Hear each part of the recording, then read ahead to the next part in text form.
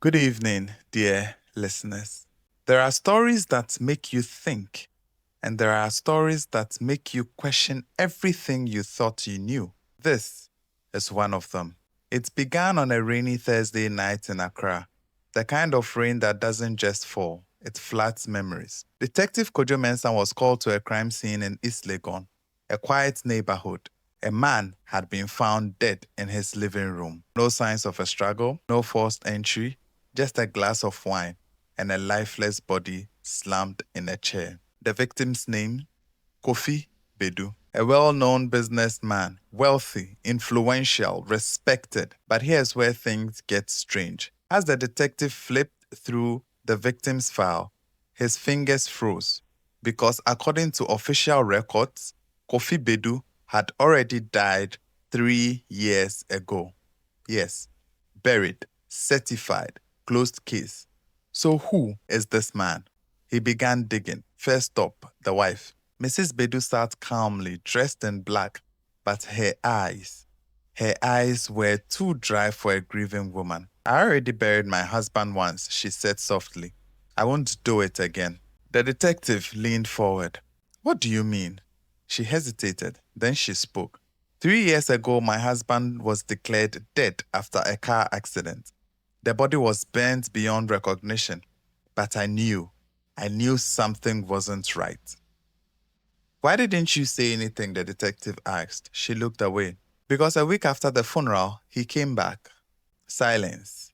Even the rain outside seemed to pause. He told me to keep quiet. He said his life depended on it, and I did just that. The detective felt a chill crawl up his spine. So, the dead man had been living in secret. But from who and why? Kofi Bedu wasn't just a businessman. He was involved in a high-level money laundering network. Politicians, foreign accounts, fake identities. And 3 years ago, he had tried to disappear. The accident? Staged. The death? Fake. He became a ghost to escape his partners and their millions. Detective Kojo tracked down one of Kofi's former associates, a man named Yao Dede. Nervous, sweaty, the kind of man who looked like he hadn't slept in years. At first, he denied everything, but pressure has a way of breaking people. You don't understand, Yao shouted. He took money and vanished. We thought he was dead until last week. The detective narrowed his eyes. Last week, Yao nodded. He contacted me, wanted to make a deal, said he was tired of hiding, and I agreed to meet him. The detective's voice dropped. What happened at the meeting? Yao's hands trembled. I didn't kill him, but someone did. The detective returned to the crime scene. He started at the wine glass, untouched, except for a faint mark, lipstick. But Mrs. Bedu hadn't worn any. Kojo's heart skipped. There was someone else, someone close enough to sit, drink, and kill. He rushed back to the house. This time, he searched deeper. Bedroom, closets, drawers. And then, he found it. The dead man's phone, hidden. Kojo unlocked it. One message. Just one. I know who you really are, sent from a contact-saved daughter. But records showed Kofi had no children. Now, the detective felt the puzzle snap into place. He called Mrs. Bedu. Where is she? He asked. Silence. Then a whisper. She came back just like he did. An hour later, Kojo stood face to face with the truth. A young woman, calm, cold, unshaken. Her name? Akosua. Kofi Bedu's daughter. The one everyone thought died with her father in the car accident, but she hadn't. She survived. And she remembered everything. You faked your death, Detective Kojo said slowly. Akosua nodded. He thought I died. I let him believe I did. Why? Her eyes darkened.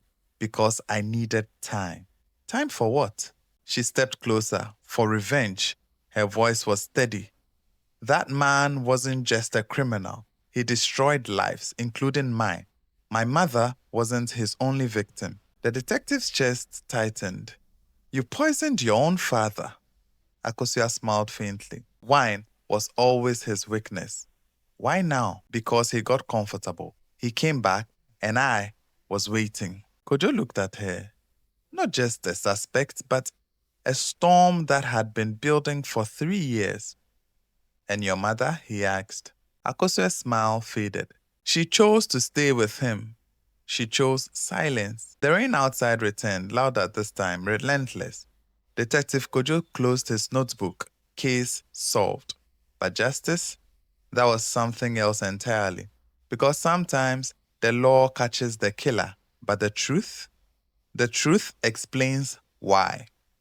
And that night in Accra, a man who had already been buried once was buried again for the second time. Good night.